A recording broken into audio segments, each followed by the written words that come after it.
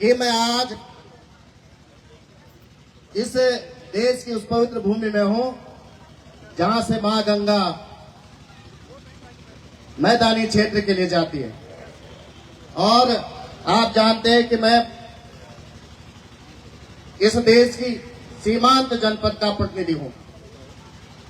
सबसे विकट परिस्थितियों का जो हमारा जनपद है, जहां से हिंदुस्तान शुरू होता है, मेरा देश शुरू होता है, मैं वहां से शुरू होता है। मैं उस भूमि से हूं जो सनातन संस्कृति का जो हमारा ध्वजवाहक है, वो विधानसभा जो केदारखंड की पवित्र भूमि में है और बद्रीनारायण के नाम पे, भगवान नारायण के नाम पे जो विधानसभा है, उस प्रतिनिधित्व करता हूं।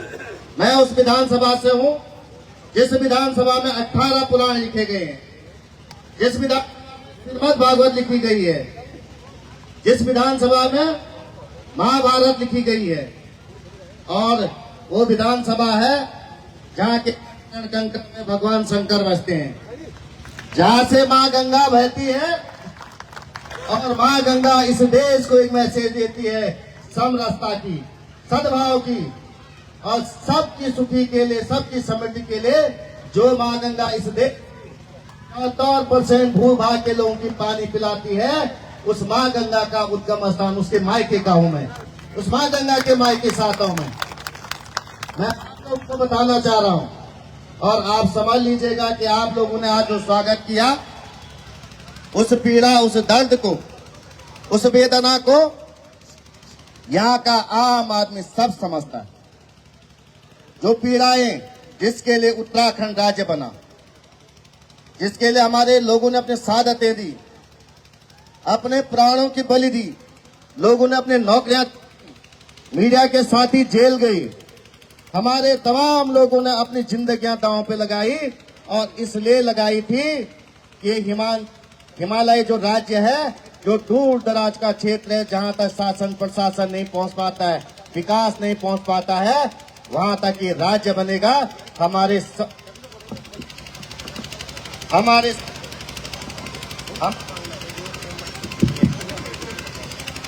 सपनों का ये राज्य बनेगा। लोगों के जीवन में खुशहाली आएगी, लोगों की जीवन समृद्ध होगा, लोगों का विकास पहुंचेगा, लोगों तक सड़क, बिजली, पानी, शिक्षा, स्वास्थ्य पहुंचेगा।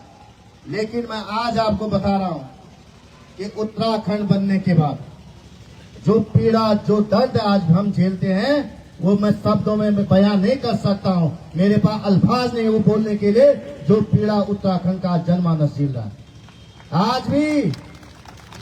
आज भी मेरी विधानसभा के अंदर 18 किलोमीटर पैदल जाना पड़ता है। ऐसे हिमालय पहाड़ के राज्यों में आज भी परिस्थितियां हैं कि लोगों को हॉस्पिटल नहीं मिल पाता। एक विधानसभा 350 किलोमीटर लंबी विधानसभा है, और लोग बीमार होते हैं। मेरी दीदी, मेरी भुल्ली, मेरी कोई भतीजी, भतीजा कोई बीमार होता है, और गोपेश्वर मुख्यालय 150 किलोमीटर आकर के कोई आता है, लेकिन वहां पे डॉक्टर नहीं मिलता है, वहां पे डॉक्टर नहीं मिल पाता।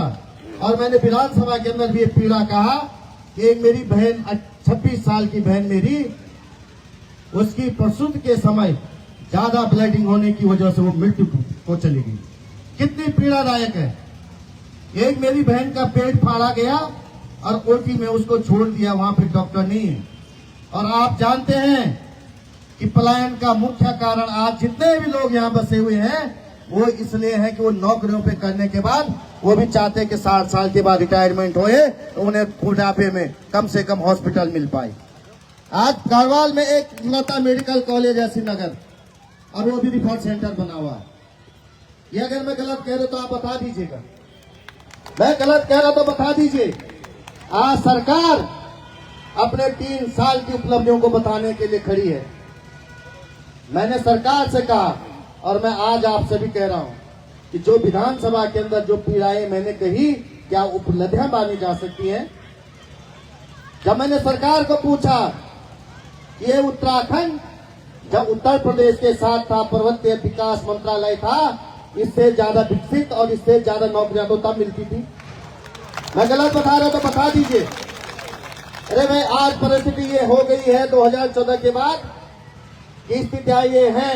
यहाँ पे जो सैनिक लोग हैं तो मैं बता रहा हूँ आपको कि पहले गौचर में भर्ती होती थी, मेला लगता था तो भर्ती होती थी और 26 बटालियन गढ़वाल ग्रुप की हैं, 22 प्लाटून है, 3 आरआर है और 1 बॉर्डर स्क्वाड है और उसके अंदर 1200 की लफड़ी होती थी। लेकिन हर जब गौचर मेला लगता था, दूसरा मेला लगता था, प्रत्येक गांव से 100-200 बच्चे भर्ती होते थे।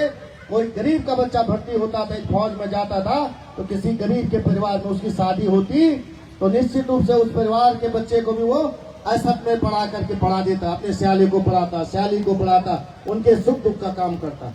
लेकिन मैं बता रहा दुख के साथ जब कहा जा रहा हिंदुस्तान मजबूत हो रहा है, मैं वो पीड़ा बता देता हूँ साहब। आज स्थिति यह कि सगया टाइम बबुना लोरी तब फौजी जवाई मिली, फौजी में कितना खुशी होती थी। फौजी यदि किसी परिवार में जवाई मिलता तो कितनी खुशी होती। और बोनाचिन फौजी जवाई मिली, फौजी जवाई मिली, अब बेव टाइम पर असुरी टायर हुए जानो, ऐसे भी योजना लेके आ रहे। मैं गलत बता रहा तो बता दीजिए आप। ये योजनाएं लाई जा रही और फौज की लफड़ियां आज खत्म करने का काम किया जा रहा है। ट्रेडमैन की भर्तियां खत्म की जा रही, ठेके पे दी जा रही और ऐसे हम विकसित होंगे। अरे ऐसे विकसित हो रहे होते हम। और मैं विधानसभा के अंदर का हम दुनिया के टॉप 10 देशों, मजबूत देशों से आज बाहर हो गई। क्या ये विकास है हमारा? मेरा प्रदेश समृद्ध होगा तो मेरा राष्ट्र समृद्ध होगा, मेरे प्रदेश के लोग समृद्ध होंगे तो मेरा राष्ट्र का नागरिक समृद्ध होगा। लेकिन राष्ट्र के नागरिकों को खोखला करने का काम किया जा रहा है। मैंने ये बात कही, जब मैंने विधानसभा के अंदर बात कही, ये कह रहे हैं और दीदी बोलियो वो नाचिना कि 2047 तक विकसित हिंदुस्तान बन जो, विकसित उत्तराखंड बन जो। अरे मैंने तुम यहाँ सुना रहा हूं कि नाती ब्योह की धूम धड़ाका तैयारी करना, धूम धड़ाके पर नाती की शादी की तैयारी करी, पल्लोड़ो ब्योह ही नहीं हुई है। अरे भाई 2025 तो तुम कभी खड़ो नीचे, 2025-47 में हमें कितना जिंदा रहेंगे आप बता दो। इस लाइन में 47 के जो सपने दिखाए जा रहे हैं, आप हमें कितने जिंदा रहेंगे? अरे विकसित हिंदुस्तान तब बनेगा जब 2025 विकसित होगा। 2025 नहीं रखी जाएगी। हम 25 खोखला करने का काम करेंगे, 47 विकसित नहीं होने वाला है। लेकिन सपनों में जो दिखाया जा रहा है वो सपने आपके पूरे नहीं होने वाले हैं, ये आप समझ लीजिएगा। और मैं इसलिए इन बातों को कह रहा हूं कि आज जो बातें कही जा रही, मुझ पे आरोप लगाया जा रहा है। अरे हिमालय इस देश की हमारी प्रकृति है, प्राकृतिक संसाधन हमारे हैं। कह रहे कुंभ में 60 करोड़ लोगों ने स्नान किया। मैं पूछ रहा हूं सरकार से कि मां गंगा अगर यहां से नहीं जाती तो तब पर स्नान करते हो, तब पर स्नान करने का काम करते। इस देश का जितने भी सनातन संस्कृति के बड़े जितने भी हमारे धाम हैं वो मां गंगा के किनारे हैं और हम लोग उससे पीड़ित हैं। हमारा खेत बहता है, हमारे जल बहते, जंगल बह जाते, हमारी गौशालाएं बह जाती है। हम इस देश के लिए वो पानी देने का काम करते हैं, वो अमृत देने का काम करते हैं, लेकिन हमें गाली देने का काम करेंगे। अरे हम दूसरे रक्षा पंथ के लोग हैं, सीमा के सीमांत में रहते हैं। और मैं बता रहा दीदी बोलो कि आज तथा सुरक्षित ले लद्दाख को फौजी ज्यादा सुरक्षित है, पहाड़े दीदी बोल तथा सुरक्षित है ना। अरे जंगल पुंजोला के पूर्ण पुन गिर जोन के पीठा गिर जोन से के धावन गिर जोला को बाग मार जो को रिख मार जो लो फिर जवाब दे चाह बताओ। विधायक क्षेत्र भ्रमण करो, कोई घूम पड़ी बचुल कोई करेंगे बताओ आप आज। और यहाँ से बनकर हमारी नीति नियत बनेगी।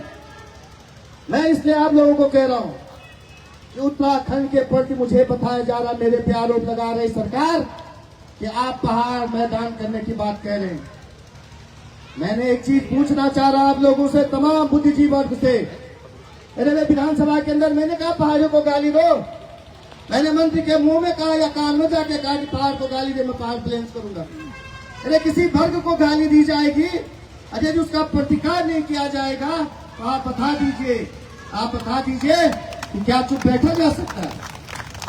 अरे इस गढ़वाल से केवल भाजपा को 28 में से 25 विधायक मिले हैं, तब जाके वो मंत्री बने हैं, तब जाके मुख्यमंत्री बने हैं। और आपके इतने प्यार का नतीजा आपको गाली के रूप में दिया जा रहा है, गाली के रूप में दिया जाएगा, बता दो आप। अरे सुन लीजिए, लोकतंत्र वो लोकतंत्र नहीं है। इस देश के शहीदों ने ये लोकतंत्र इसलिए नहीं बनाया कि आप गलत का प्रतिकार न कर पाए, आप सही को सही, गलत को गलत नहीं कह पाए। वो लोकतंत्र किस काम का है, ये बताओ, लोकतंत्र किस काम का है? वो भाजपा के जो विधायक वहां बैठ के मौन थे, पूछा तो जाना चाहिए ना। मैं भी सैनिक का बेटा हूं, मैं आज आपको बता रहा हूं, मैं स्वयं सैनिक का बेटा हूं। इस देश के लिए मेरे पापा ने 3 लड़ाई लड़ी है। 1962 की लड़ाई लड़ी, 65 की लड़ाई, 71 की लड़ाई मेरे पापा ने इस देश को लड़ी।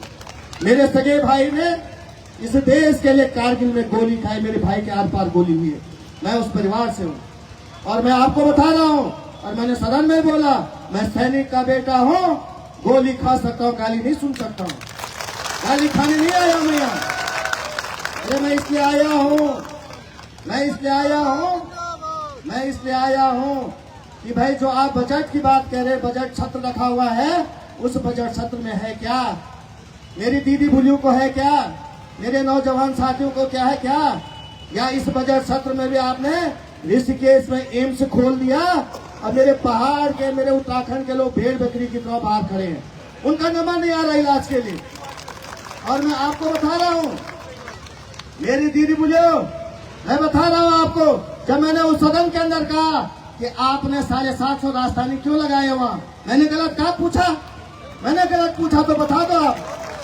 अरे कोई मेरा भतीजा लगा होता वहाँ, कोई मेरी भतीजी लगी, उत्तराखंड का भतीजा लगा होता, उत्तराखंड की भतीजी लगी होती, उत्तराखंड का कोई बेटा लगा होता, तो वो यदि कोई बीमार होता तो वो फोन करता, बेटा हम आ रहे हैं, वो रहने की व्यवस्था करता, डॉक्टर की पर्ची काट के रखता, सम्मिलित डॉक्टर को दिखाता। लेकिन सरकार को क्या प्रेम है कि राजस्थान के 750 लोगों को वहां लगा दिया और उत्तराखंड के लोग बेरोजगारी में भटक रहे। अरे यही उत्तराखंड इसलिए बनाया। और कल कह रहे हैं मंत्री जी, कल कह रहे हैं कि अब यहाँ बिहार दिवस मनाया जाएगा। अरे बिहार दिवस मनाना खराब नहीं है, खराब नहीं है, मनाना चाहिए। लेकिन उत्तराखंड दिवस कितने राज्य मनाते हैं, कितने राज्य मनाते हैं, ये भी कोई सरकार से पूछा जाए। अरे मैं कह रहा हूँ मान्यवर, आपने पहाड़ के गांव-गांव में बिहार के लोगों को पोस्ट मास्टर बना के भेज दिया, गांव-गांव में। आज वो बच्चा जो हमारा दौड़ता था, चिट्ठी लेके आता था ना, अब तो आपके पास फोन मैसेज है, लेकिन चिट्ठी लेके जो हमारे 30-40 साल के ऊपर के जो मेरे पूज्य हैं, वो जानते हैं कि पोस्ट मास्टर की वैल्यू क्या होती थी। आज वहां लगाने का काम कर दिया और अब तुम्हारे विकास का पैसा, तुम्हारे रोजगार का पैसा, तुम्हारे खून पसीने का पैसा जो तुम्हारे उत्थान में लगना था, तुम्हारे विकास में लगना था, वो बिहार दिवस में खर्च होगा। अरे बताए वो पैसा कहां से आ रहा है? भाजपा के नानी के घर से आ रहा है। बुरा मत मानिए, भाजपा के लोगों को पूछना चाहिए, ये उत्तराखंड के लोगों के खून पसीने का पैसा ये बिहार दिवस पे क्यों खर्च किया जा रहा है? जब यहाँ आपदा आ रही है, जब यहाँ बेरोजगारी है, जब यहाँ चरम पे लोगों की स्थितियां, इलाज के लिए लोगों का हॉस्पिटल नहीं है और लंबे लंबे बिल काटे जा रहे हैं। आप बता दीजिए। अरे दीदी बुजुर्ग, पहाड़ के लोगों, उत्तराखंड के लोगों, लखपत बुटोला इस मंच से कह रहा है, और ये मत सोचे मैं विपक्ष हूं इसलिए कह रहा हूं, लेकिन मेरी पीड़ा है कि ये पानी इस देश को हम देते हैं, प्रकृति हमारा, प्राकृतिक संसाधन हमारे हैं, और हमारे पहाड़ों का सीना चीरा जा रहा है, फाड़ा जा रहा है उनका सीना। अब प्राकृतिक स्रोत खत्म हो रहे हैं, बड़े बड़े हाई टेंशन ऋषिकेश के ऊपर से जा रहे हैं, और दिल्ली में चुनाव होते हैं तो कहते हैं हमें चुनाव जिताओ, तुम्हें फ्री बिजली देंगे, फ्री पानी देंगे, और उत्तराखंड के लोग इतना लंबा बिल थमाएंगे। अरे ये बताओ आप, अरे बिजली पैदा हम करेंगे, पानी पैदा हम करेंगे, और फ्री दिल्ली वालों को, राजस्थान वालों को दिया जाएगा, फ्री हरियाणा वालों को दिया जाएगा। अरे मस्तिष्क पे जोर डालिए, कब तक पटेल होगे? जोर डालिए। और आपका नैरेटिव बना हुआ है, नैरेटिव बना दिया, इस देश में कांग्रेस नहीं होती, इस देश में गांधी नहीं होता, नेहरू नहीं होता, पटेल नहीं होता, तो ये देश अमेरिका से भी आगे होता। मैं आपको बता रहा हूं, मेरी दीदी मुझे कान सुन के सुन लो, ये नैरेटिव बनाया जाता है। वो गांधी, वो पटेल, वो नेहरू ना, आज हमारा बच्चा दुबई में बर्तन धो रहा है, हम कहते हैं हमारा बच्चा अब्रॉड में है, अब्रॉड है। अरे वो 18वीं सदी के बैरिस्टर थे। और सुन लीजिए, जब गांधी जी बिहार के, दक्षिण अफ्रीका से आके बिहार के गांव में जाते हैं तो वो झोपड़ी में वो देखते हैं एक सास, दो बहुएं हैं। जब सास मिलने आती है, बहुएं अंदर रहती है। जब एक बहू मिलने आती तो सास अंदर चले जाती, बहू तब आती है। वो दूसरी बहू जब अंदर जाती तब वो सास बाहर आती है, वो दूसरी बहू बाहर आती है। तो गांधी जी कहते हैं कि भाई ये तीनों साथ मिलने क्यों नहीं आ रहे। तो वो आदमी जो उनके साथ गया था वो बताते हैं कि मान्यवर इनके पास एक ही धोती है, जो धोती पहनता है वो आपको मिलने के लिए आता है। ये स्थिति देश की थी। और उस गांधी ने, सोचो जरा, वो गांधी कोई तुमको जो लंगोट में दिखता है लंगोट का गांधी नहीं था। वो 18वीं सदी में सबसे महंगा ड्रेस पहनता था, सूट बूट पहनता था, टाई पहनता था वो गांधी। और उस गांधी ने कसम खाई उस दिन कि मेरे देश के लोग पहनने के लिए कपड़ा नहीं और मैं सूट बूट पहनता हूँ। वो कसम खाई, वो एक लंगोट में उसने जीवन गुजारा। कोई त्याग दे सकता है ऐसा? दे सकता कोई ऐसा त्याग? और उस गांधी पे प्रश्न उठाते, अरे उस नेहरू पे प्रश्न उठाते हैं जो गुलाम हिंदुस्तान और आजाद हिंदुस्तान का सबसे बड़ा राष्ट्रपति था, सबसे बड़ा राष्ट्रपति था। वो चाहता टाटा बिरला बनता। और आजकल का जैसा नेता होता ना, कहता मेरा घर तो भर जाता लेकिन गांव जाए भाड़ में। वो भी सोचता मेरा परिवार बन जाए और हिंदुस्तान जाए भाड़ में। वो बहरू इस देश के लिए 10 साल 276 दिन जेल में रहा। पत्नी जब टीबी की बीमार थी, इलाज नहीं करा पाया। इंदिरा गांधी के अलावा दूसरा बच्चा पैदा नहीं कर पाया क्योंकि वो जेल के अंदर बंद था। ऐसी सादत है इस देश को दी। और उन लोगों पे सवाल उठा रहे, इन लोगों पे प्रश्न उठाते हैं। ये यहाँ बुजुर्ग बैठे हैं और मैं तो यहाँ जवान हूँ, जवान तो नहीं कहूंगा, 39 साल मेरी उम्र हो गई, लेकिन मैं अपनी बात भी बता रहा हूँ। अरे मैंने गाँव में देखा ना, 7-7, 8 में पढ़ते थे, नंगे पैर जाते थे, कक्षा भी नहीं पहनते थे स्कूल के लिए। बता रहा हूँ मैं आपको, ये इस देश के हाल थे। और पहले क्या रहेंगे सोच लीजिए। हमारे यहाँ गेहूं की रोटी नहीं मिलती थी, गेहूं की रोटी खाने के लोगों को। ये स्थिति इस देश की थी। रुपया तो छोड़ दो, लोगों के लिए चाय पीने के लिए बैठना पड़ता था। ये हाल देश की थी। और उस देश को समृद्धि को उन लोगों ने अपने सादत के साथ ले गए। उन पे सवाल उठा रहे, आप क्या काम कर रहे हैं नहीं बता रहे। और तुम तक क्या बोला, बस हिंदू मुस्लिम। फिरोज खान तो मुसलमान था। और ये सभा में बैठा दीदी बोलची ना, 90% लोग क्या पता हो फिरोज खान मुसलमान है क्या दीदी बोलिए। मैं फेसबुक का सुबह सुबह 4 से 5 है। अरे मैं दीदी बोलियो, यही मैं आपको बता रहा हूँ। आप रतन टाटा को जानते, रतन टाटा को जानते, सुना ना आपने।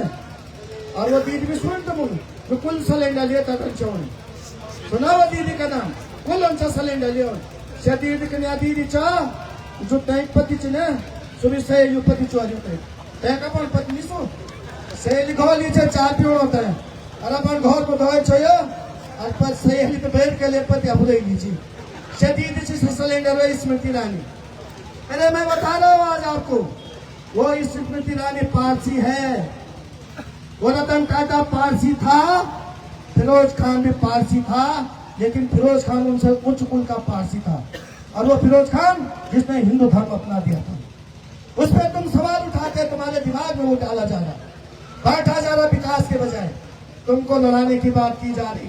और लड़ा कैसे रहे, महाराष्ट्र में वैसा जहाँ इनका ऑफिस है वहां कब्र खोदी जा रही है। सुनीता विलियम अंतरिक्ष से भारत आ रही है और कब्र कैसी खोदी जा रही है। केंद्र में इनकी सरकार, राज्य में इनकी सरकार, मेयर इनका। और जब तुम्हें खोदना है तो हल्ला मचाने की जरूरत क्या है, खोदो ले जाओ, कौन मना कर रहा तुमको।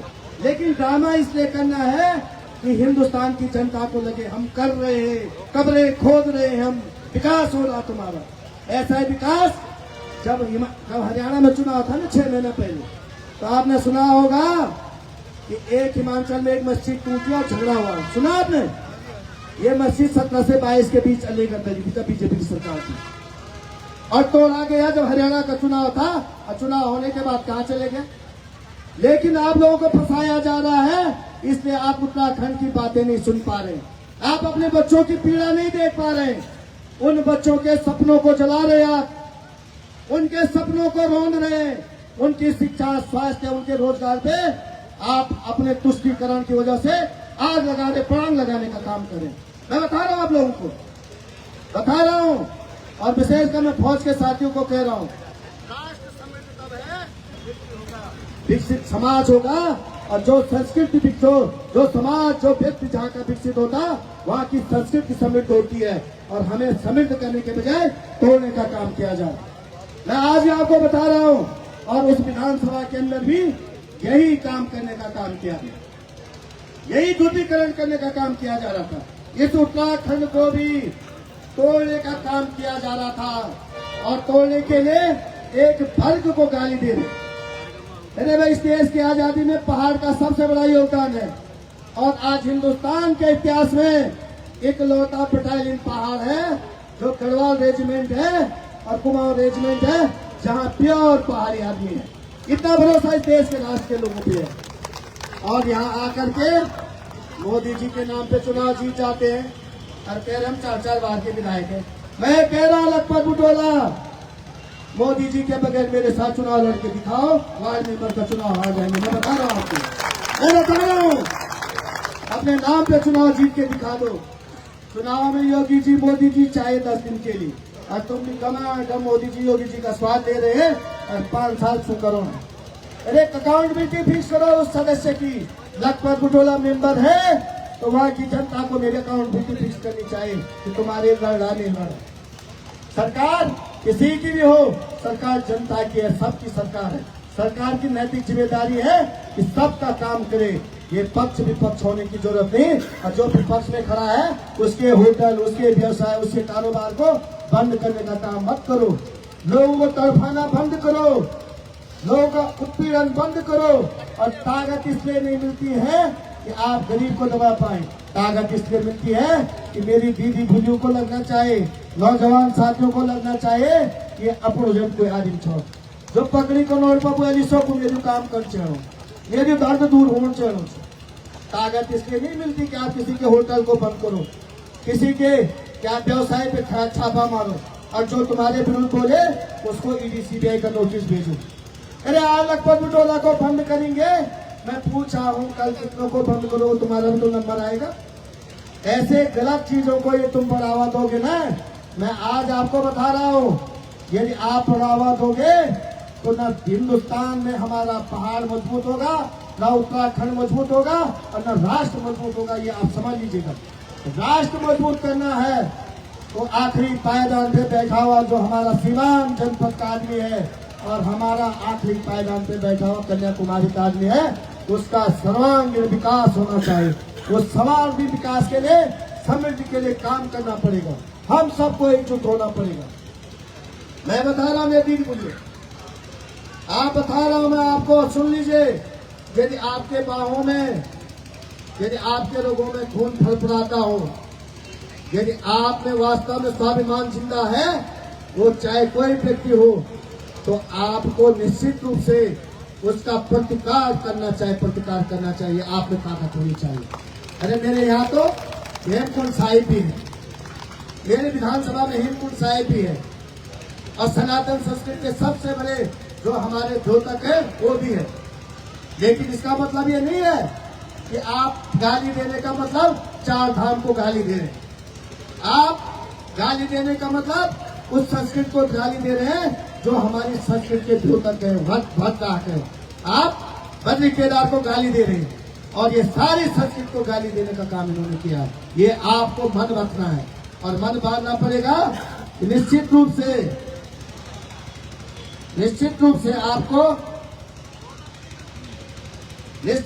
आपको ये करना पड़ेगा।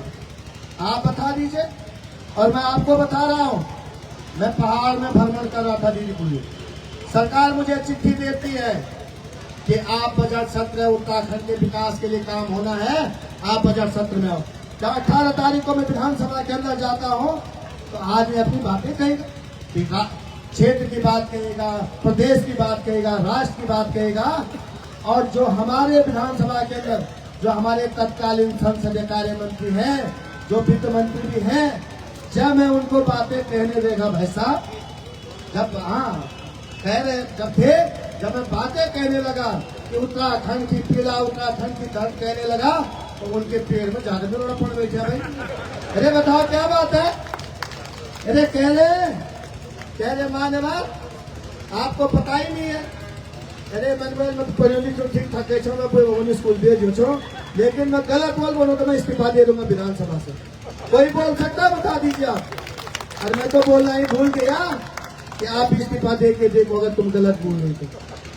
मैं आपको बता रहा हूँ। और उन्होंने जिन्होंने विधानसभा का कार्य सुचारू चलाना है, वो तुम पहाड़ के लोगों पे, उत्तराखंड के लोगों पे थूकने का काम करें, चार धाम के लोगों को गाली देने का काम करें। अरे क्या इसलिए राज्य बनाया? अरे मैं आज आपको बता रहा हूँ, चाह जाओ एक एक आदमी 100 आदमी तक ये मैसेज डालना कि जो सरकार आपके पैसों से ना, आपके पैसों से आपका विकास न करके अपनी योजनाओं का प्रचार प्रसार करके बिहार दिवस का प्रचार प्रसार कर रही है, मैं उन लोगों का प्रतिकार करने का काम कीजिए। जो सदन के अंदर जो आपके साथ जिस व्यक्ति ने उत्तराखंड के लोगों को कहा, इस जनता ने यहाँ से उनको प्यार दिया था। आपने इसलिए विधानसभा भेजा था सर, कैप्टन साहब इसलिए भेजा आपने? अरे इसलिए भेजा गाली देंगे? आप बताओ कैप्टन साहब। मैं आज बता रहा हूँ, सबकी जिम्मेदारी है, सबकी जवाबदेही है। विधानसभा में ऐसे व्यक्तियों का जगह नहीं होनी चाहिए जो समाज को गाली दे, जो बांटने का काम करते हैं। ये आप समझ लीजिएगा, ये आपको गांठ बांधनी पड़ेगी। और आज मैं आपको पुनः कह रहा हूँ, और आप इस चीज को समझ लीजिएगा, ये स्वागत समारोह के तभी उचित है, ये एकता तभी उचित है जब इसका रिजल्ट आएगा, जब इसका प्रतिफल बनेगा। आज पहाड़ के अंदर और उत्तराखंड के अंदर विधानसभा में कहा मैंने कि आपने इसलिए भूमि को पहले नशा मुक्त बनाओ। अरे हरिद्वार में शराब की दुकानें खोल दी आपने, ऋषिकेश में शराब की दुकानें खोल दी। जैसे वो रशिया ने यूक्रेन को चारों ओर से घेर रखा ना, वैसे आपके ऋषिकेश के बॉर्डर पे शराब की दुकानें खोल दी है। और कह रहे ऋषिकेश ड्राई एरिया है। अरे 2 किलोमीटर या नाजा शराबे दुकान, 2 किलोमीटर या नाजा शराबे दुकान, 2 किलोमीटर तनाजा शराबी दुकान। अरे आप सोचे, उस बहन को पूछे जिसका पति पी के आ रहा है, दारू पी के आ रहा है, बर्बाद कर रहा है। अरे उस माँ को पूछे जिसका बच्चा 25-26 साल का हॉस्पिटल जाके उसके किडनियां खराब हो जा रही, उनको पूछो क्या दर्द है। और पहाड़ में आप शराब पीसने का काम करें, इस देवभूमि की संस्कृति को कहाँ ले जाने का काम करें। इस उत्तराखंड के जो हमारी पहचान है, जो मूल भावना है, उसको कहाँ ले जा रही। आप कहते हैं हम सनातन संस्कृति के द्योतक हैं, सनातन संस्कृति में दारू पिलाओगे। अरे हमारे तो संस्कृति में भी कहा गया है कि शराब जो है तामसी प्रवृत्ति का खाना है, और ऐसी तामसी प्रवृत्ति का काम करने वाले लोगों को आपको सबक सिखाने की जरूरत है। निश्चित रूप से साथी, मैं आपको कह रहा हूं, मैं आप लोगों को कह रहा हूं कि आप लोग आए और एक कमर कसने। तो मौला जी, मैं आपको बता रहा हूं कि जितने हमारे साथ तुम्हारे साथ साथी लोग, जयेंद्र भाई, आपने उत्तराखंड के अंदर, जयेंद्र भाई आप लगातार यूथ से समाज सेवा में लगे, रात दिन जनता की सेवा में लगे हुए और लोगों के लिए दिन रात लगे रहते हैं। मैं निश्चित रूप से समझता हूं कि ये जो बिगुल आपने बजाया है, वो पूरे के पूरे हिंदुस्तान में बचेगा कि हम बटेंगे नहीं, एकजुट रह करके और उन लोगों को लाएंगे सत्ता में जो तुम्हारे विकास की बात करेंगे। और रमोला भाई, वो ताकत आप लोगों में है, सम्मिलित होने की ताकत आप लोगों में। यूसीसी की बातें कह रहे सर, यूसीसी की बात मैं कह रहा हूं कि आज शराब परोसी जा रहा है। मैं एक बात बोलूंगा, बहुत लंबी चली जाएगी। भू कानून लाने की बात कही जा रही है। यूसीसी से पहले मैं भू कानून पे कहूंगा, भू कानून की बातें की जा रही है और कह रहे एक राष्ट्र एक नियम एक संविधान होना चाहिए। उत्तराखंड में मैं पूछ रहा हूँ, 2 जिलों को क्यों छोड़े भाई आप? बांट में रहा हूँ, नीतियां आपकी, पहाड़ प्लेन्स क्या आपकी, मेरी है। अरे मैं पूछ रहा हूँ, एक राज्य एक कानून क्यों नहीं बना रहे? एक राज्य में एक भू कानून क्यों नहीं चलाया जा रहा है? विधानसभा के पटल पे जो भू कानून लाया गया वो केवल पहाड़ के लोगों को दबा करके उनकी जमीन को उसके दबोचने का काम करने का काम करे, प्रेशर करने का काम करे। ऐसे पहाड़ को दबाया जा रही है, नहीं चलने वाला दीदी। आपको एक आंदोलन की जरूरत और पड़ेगी। मैं बता रहा आपको, अब ये यूसीसी की बातें कह रहे साहब, यूसीसी कहाँ से हो गई है? समान नागरिक संहिता में इतना अच्छा कानून है तो आपने एसटी के लोगों को क्यों छोड़ दिया इसमें? उससे बाहर क्यों कर दिया? भाई हम एसटी के लोग क्या हमारे लोग नहीं है? मेरी विधानसभा में तो बड़ी मात्रा में रहते हैं, उनको इस यूसीसी से बाहर क्यों कर दिया?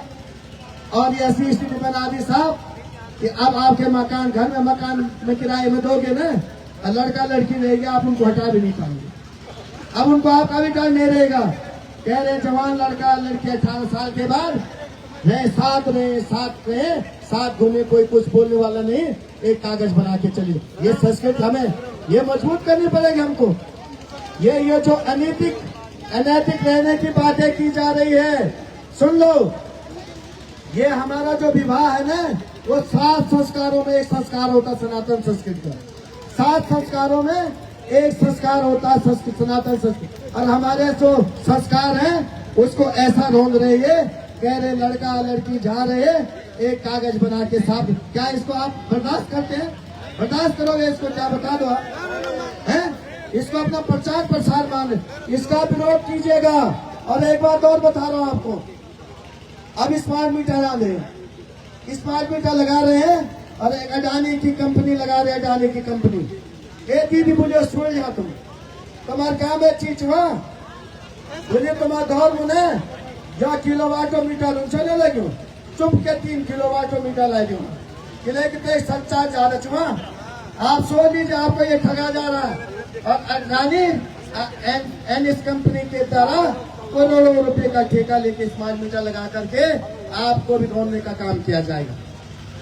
मैं बता रहा आपको, जैसे वो जियो ने पहले फ्री किया ना और उसके बाद आपको लूटा, वैसे ये जो स्मार्ट मीटर है, इस स्मार्ट मीटर के नाम पे उसको कहीं भी एक जगह से कंट्रोल किया जा सकता, कहीं भी एक जगह से।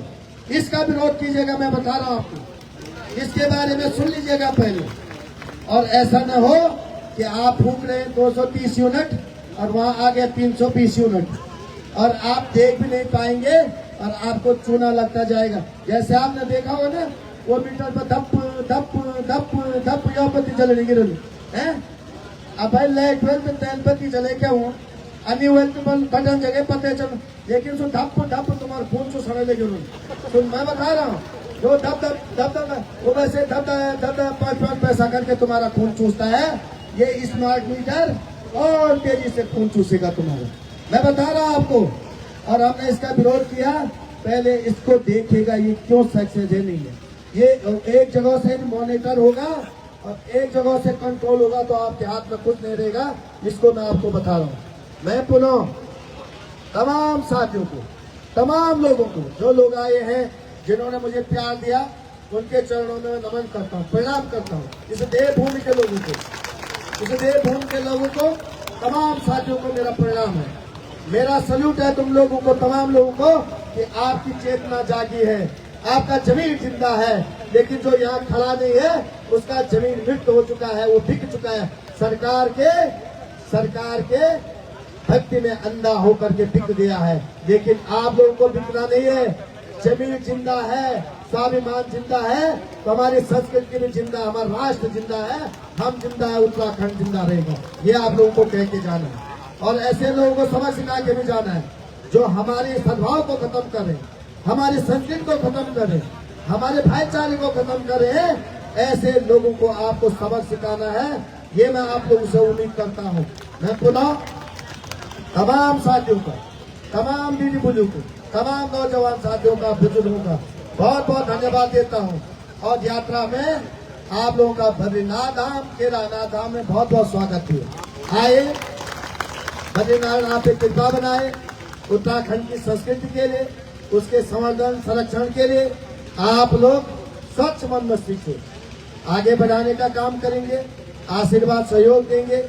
उत्तराखंड की समृद्धि में आप लोग शहीदों के सपनों को पूरा करने में अपना योगदान देंगे। आप लोग उन सपनों को तभी पूरा कर पाएंगे जब हम उत्तराखंड की नीति रीति को उन शहीदों के और उत्तराखंड के हिसाब से बनाने का काम करेंगे। तो आप लोगों ने जो दिखाया है ना, जो सहिष्णुता दिखाया, ये उस समय राज्य आंदोलन के समय भी दिखता था। और ये आप जागे हैं तो सरकार को भी आंखें खोलनी पड़ेगी। आप जागेंगे और आपको ये दिखाना है कि हम गलत के साथ खड़े नहीं हैं। हम अपनी संस्कृति को मजबूत करने के लिए स्वयं को मजबूत करना पड़ेगा, और तभी राष्ट्र मजबूत होगा। मैं आप लोगों का बहुत बहुत धन्यवाद। एक बार मैं कहूँगा, उत्तराखंड के शहीद अमर रहे, उत्तराखंड के समीर अमर रहे, उत्तराखंड के शहीद अमर रहे। जय हिंद, जय हिंद, जय भारत, जय भारत, जय उत्तराखंड। धन्यवाद, बहुत बहुत धन्यवाद। आप अपने स्थान पे ही रहेंगे, और क्योंकि अभी आपके पास ही हमारे एक पार्षदगण हमारे बीच में अभी पहुंचे हैं। मैं सभी का एक एक करके सब आएंगे, एक एक करके, और जो स्वागत करने का हमारे राकेश राणा जी टीम से हैं, ये भी आए हैं। हमारे साथी पार्षदगण प्रिंस मनचंदा जी, हमारे इसी क्षेत्र के